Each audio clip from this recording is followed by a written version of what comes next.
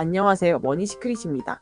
윤석열 전 대통령의 임기가 끝나고 대통령 기록관으로 이관된 기록물이 총 1365만 건에 달한다고 합니다. 그중 22만 건은 최대 30년 동안 비공개되는 지정 기록물로 분류됐습니다. 문제는 이 기록들의 목록조차 공개되지 않았다는 점. 국민의 알 권리는 어디로 갔을까요? 본론 1. 대통령 기록물 지정과 봉인의 의미. 대통령 기록물법에 따르면 국가안보를 해칠 수 있다고 판단되는 정보는 지정 기록물로 분류되어 최대 15년부터 30년까지 공개가 제한됩니다. 하지만 이건 엄격한 요건 하에 제한적으로 적용되어야 할 조항이죠.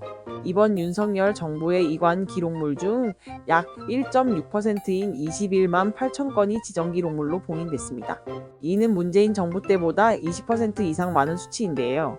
심지어 어떤 문서가 지정됐는지 목록조차 공개되지 않고 있습니다. 본론 2. 비상계엄 이태원 참사 등 주요 사건 포함 가능성. 전문가들은 이 22만 건 중에 12.3 비상계엄령 기획문건, 이태원 참사 당시 지휘 체계 기록, 해병대원 사망사건 등의 내용이 포함됐을 가능성을 제기합니다. 이런 기록들은 국민이 반드시 알아야 할 진실입니다.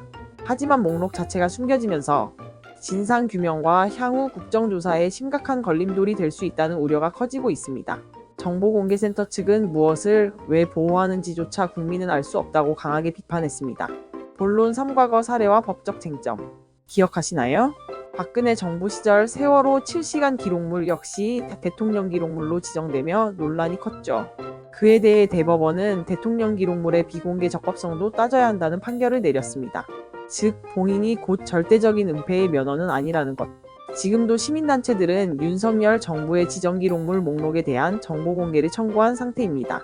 앞으로 법적 다툼이 불가피할 것으로 보입니다.